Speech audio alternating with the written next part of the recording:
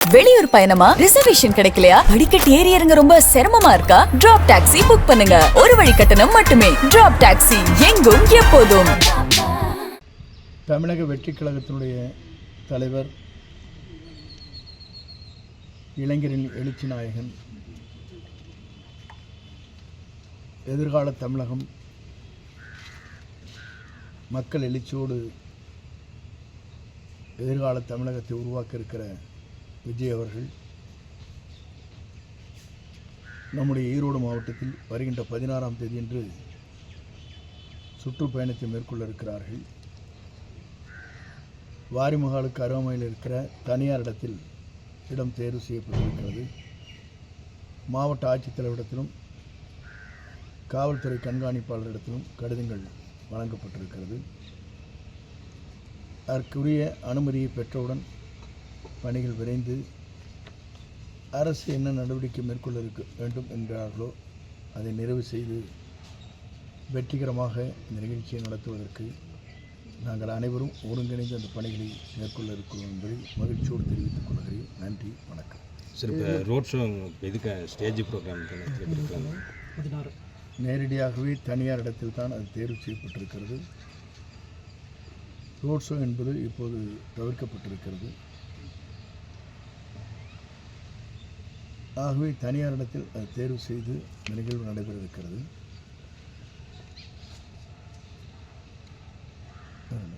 எந்த அளவுக்கு இந்த ஈரோட்டில் நடத்தலான்னு இப்போ நீங்கள் இறந்ததுக்கப்புறம் இங்கே பொதுக்கூட்டம் போடுறாங்க. இப்போ வந்து ஈரோட்டில் வெற்றி வாய்ப்பு எப்படி சார் இருக்கு? எப்படி பார்க்குறீங்க? எதிர்கால தமிழகத்தை உருவாக்குவதற்கு மக்கள் சக்தியை அவரை அறிந்தே அமர்த்தும். இப்போ 2 நாட்களில் பார்த்தீங்கன்னா திமுகவில் வந்து காங்கிரஸ் வந்து கேட்ட சீட்டு கொடுக்கல, பேச்சுவார்த்தை போயிட்டுருக்குன்னு சொல்கிறாங்க. அது எந்த அளவுக்கு? அதை பற்றி அவரிடத்தை தான் கேட்க வேண்டும். ஈரோட்டில் வெற்றி வாய்ப்பு எப்படி சார்? சீனியர் லீடர்லாம் இன்னொரு கட்சி பற்றி சொல்ல முடியாது. இல்லை, நம்ம வெற்றி கழகத்தை தான் பேச்சுவார்த்தை 2 நாளாக போயிட்டுருக்குன்னு சொல்லி வந்து பார்த்துட்டு போயிருக்காங்க. வெற்றி கழகத்தில் வந்து பார்வையிட்டு சென்றிருக்கிறார்கள். சார், வெற்றி வாய்ப்பு எப்படி இருக்குது ஈரோடு மாவட்டம்? ஈரோடு மட்டுங்களா? ஒரே நாள்.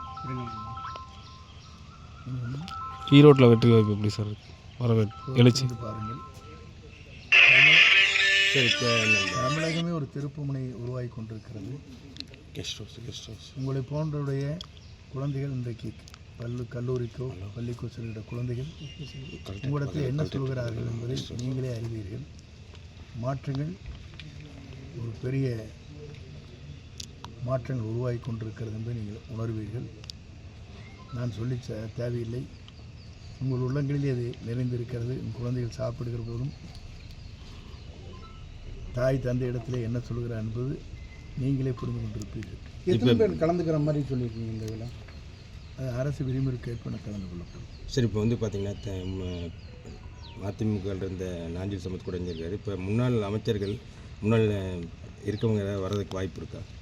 பொறுத்திருந்து பாருங்கள். சரி, என்ன நடக்கப் போகிறது என்பதை நீங்களும் காணப்போகிறீர்கள்.